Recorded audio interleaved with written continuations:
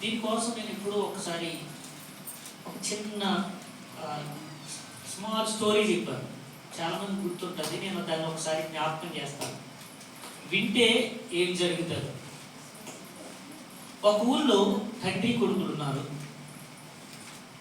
తండ్రి కొడుకులు దేవుని యందు విశ్వాసం కలిగిన బిడ్డలు. అయితే తన కుమారుని విదేశాలలో చదివించాలని చెప్పి కుమారుని అదర్ కంట్రీ వేరే పంపించాడు. అలా పంపించిన తర్వాత కుమారుడికి ఒక బైబిల్ ఇచ్చి, ఈ బైబిల్ రోజు చదువుతూ ఉండు అని చెప్పి పంపించాడు. వెళ్ళాడు, కాలేజీలో జాయిన్ అయ్యాడు, చదువుతూ ఉన్నాడు. 3 months అయింది. కాలేజ్ వారు ఫస్ట్ ఎగ్జామ్ ఫీజు కట్టమన్నారు. డాడీకి ఫోన్ చేశాడు, డాడీ నేను మొదటి పరీక్ష రాయడానికి ఫస్ట్ టర్మ్ ఫీజు కట్టమంటున్నాను, డబ్బులు పంపించు అన్నాడు. అప్పుడు తండ్రి అన్నాడు, నాయన కీర్తన గ్రంథం మొదటి అధ్యాయం చదువు, దేవుడు సహాయము చేస్తాడు. ఏంటి నాన్న, నేను డబ్బులు అడిగితే కీర్తన గ్రంథం చదవమంటావు, ప్రే చేయమంటావు, దేవుడు ఎలా సాయం చేస్తాడు డబ్బులు ఇవ్వకుండా అని మనసులో అనుకున్నాడు తండ్రి. తనలేదు కానీ అలాగే డాడీ అన్నాడు. కోపంగా ఫోన్ పెట్టేశాడు. మళ్ళీ ఇంకొక 3 నెలలు అయింది, సెకండ్ టర్మ్ ఫీజు కట్టాలి. మళ్ళీ తండ్రికి ఫోన్ చేశాడు, నాన్న మొదటి టర్మ్ ఫీజు ఎలాగూ కట్టలేదు, ఈ రెండవ టర్మ్ ఫీజు అన్నా కడితే నన్ను ఈ స్కూల్లో ఈ కాలేజీలో ఉంచుతారు, లేకపోతే నన్ను ఇంటికి పంపించేస్తాను. తర్వాత అన్నాడు, నీవు మత్తయి సువార్త మొదటి అధ్యాయం చదువునైనా ప్రార్థన చేసుకో, దేవుడు సహాయం చేస్తాడు. మళ్ళీ కోపంగా ఫోన్ పెట్టేశాడు. ఇంకా ఫైనల్ అనుకుంటా, ఫైనల్ ఎగ్జామ్ ఫీజు కట్టాలి. ఇంకా మళ్ళీ ఫోన్ చేశాడు, నాన్న 2 టర్మ్ ఫీజు కట్టలేదు, ఇది ఫైనల్, ఇంక ఇది కట్టకపోతే నేను ఖచ్చితంగా ఇంటికి వచ్చేస్తాను. మళ్ళీ నాన్నగారు పోతేసి ప్రకటన గ్రంథం 1వ అధ్యాయం చదువు, దేవుడు సహాయము చేస్తాడు. ఇంక ఫోన్ వెంటనే పెట్టేశాడు. తర్వాత రోజు ఇంటి దగ్గరికి కొన్నాడు. తండ్రి దగ్గరికి వచ్చి గట్టిగా ఏడుస్తున్నాడు, నా చదువు నువ్వే నాశనము చేసేసావు, నీ వల్లే నా చదువు అంతా పోయింది, నాకు ఈ ఫీజు కట్టలేక ఎక్కువ టెన్షన్ వచ్చేసింది, చదవలేకపోతున్నాను అని బాధపడ్డాను. నువ్వు మొదటి టర్మ్ ఫీజు ఎప్పుడు అడిగావు నాన్న అని అడిగాడు. వెళ్ళిన 3 నెలలకి. నేను ఏం చదవమన్నాను అన్నాడు. కీర్తన గ్రంథం చదివావా అంటే చదవలేదు. ఒకసారి నీ బైబిల్ తీసుకురా అని అడిగాడు. కీర్తన గ్రంథం మొదటి అధ్యాయం తీసేసరికి ఫస్ట్ టర్మ్ ఫీజుకి ఎంత కావాలో అంత అమౌంట్ ఆ బైబిల్ అయినా పెట్టాను. సెకండ్ టర్మ్ ఫీజు కూడా పెట్టాను. ఇంకా 3వ టర్మ్ ఫీజుకి అయినా అడగలేదండి. ప్రకటన గ్రంథం తీసి చూశాను, డబ్బులు ఉంటాయి. ఇప్పుడు ఎవరిది తప్పు? కుమారుడి తప్పు. తన తప్పులు తాను తెలుసుకుని మళ్ళీ వెంటనే ప్రయాణమై మళ్ళీ కాలేజ్కి వెళ్ళి ఆ ఫీజులన్నీ కట్టాను. యెహోషువ గ్రంథంలో ఉంది అదే, చెప్పిన మాట వింటే దేవుడు మనకు తోడుగా ఉంటాడు. మనం చెప్పిన మాట వినము కాబట్టి మనకి ఒక సామెత ఉంది, అడగింది అమ్మాయినా పెట్టదు అని. నిజమే, దేవుడిని అడగాలి. అడుగుడి మీకు ఇయ్యబడును, తట్టుడి మీకు తీయబడును. దేవుని మందిరంలో మనకున్న తలాంతులను వాడాల. చిట్టుబాబు చక్కగా పాడతాడు, పాడటం మానేశాడు, భయం.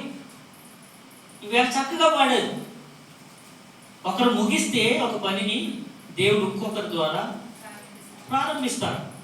అది వాక్యం కానివ్వండి, పరిచర్య కానివ్వండి, మీ వల్ల మీకు ఏ సహాయం అయితే అది. యెహోషువ గ్రంథంలో మనందరం నేర్చుకోవాల్సిన విషయం ఏమిటి అని అంటే, నీ ఒక్కడితోటి ఈ పరిచర్య ఆగిపోదు. దేవుడు ఎవరినన్నా నిలబెట్టి ఆపుకుంటాడు, జరిగిస్తాడు. తండ్రి మాట అబ్బాయి వినుంటే ఆ 3 టర్మ్ ఫీజులు కట్టేవాడు. ఇంటికి రావాల్సిన ఆ కష్టం ఉండేది కాదు. ఇప్పుడు ఏం చేయలేదట కొడుకు మాట, తండ్రి మాట కొడుకు ఏం చేయలేదు, వెళ్ళలేదు. అందుకోసం దేవుడు యెహోషువ గ్రంథంలో యెహోషువతో చెప్తూ ఉన్నాడు, నా సేవకుడైన మోసే మృతి పొందాడు, కానాను దేశం నా ప్రజలు నడిపించడానికి నేను ఆయన్ని ఏర్పాటు చేసుకున్నాను వాగ్దాన భూమికి. అయితే అతడు గర్వించాడు, తర్వాత మృతి పొందాడు. కాబట్టి నీవు లేవాలా, నువ్వేం చేయాలి? లేవాలి.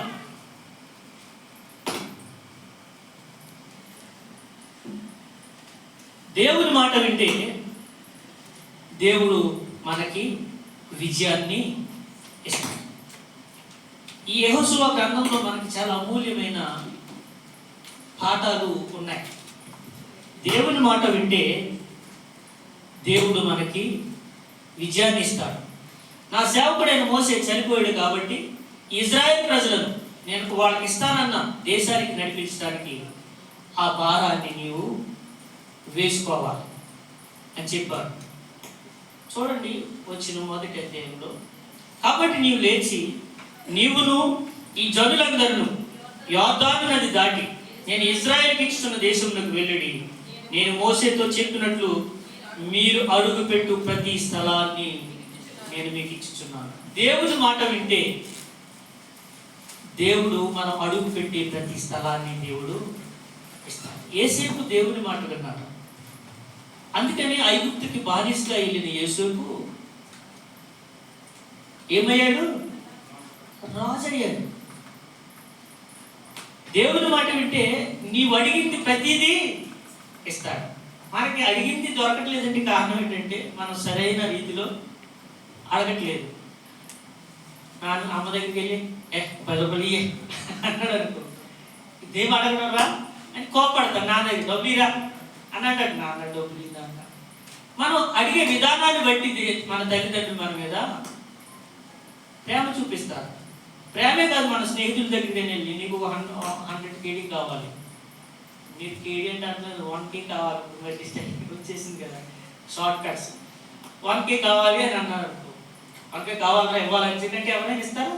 ఎవరు? ఇప్పుడు నాకు అక్కామ వచ్చింది, సిస్టర్ నాకు అక్కామ వచ్చింది, దయచేసి నాకు ఒక 100 కేడీ ఇవ్వండి.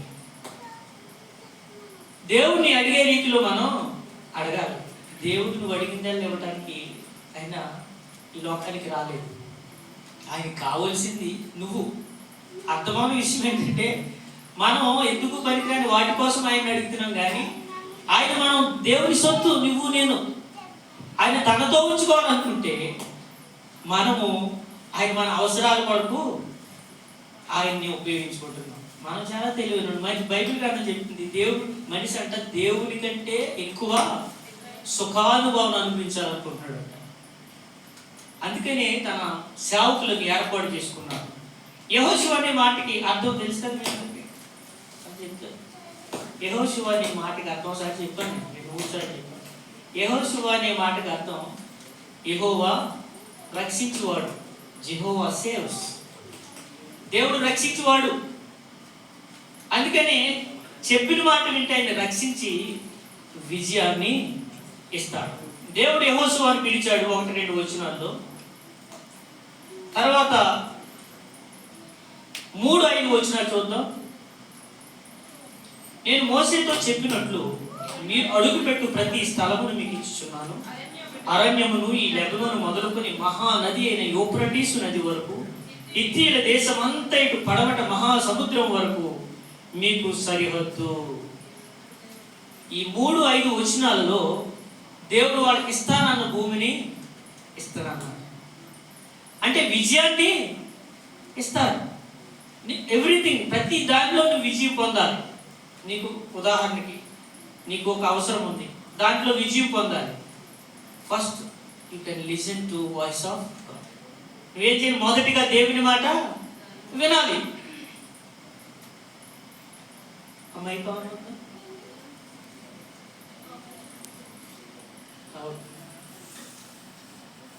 నేను చెప్పిన వెంటనే ఏం చేశారు?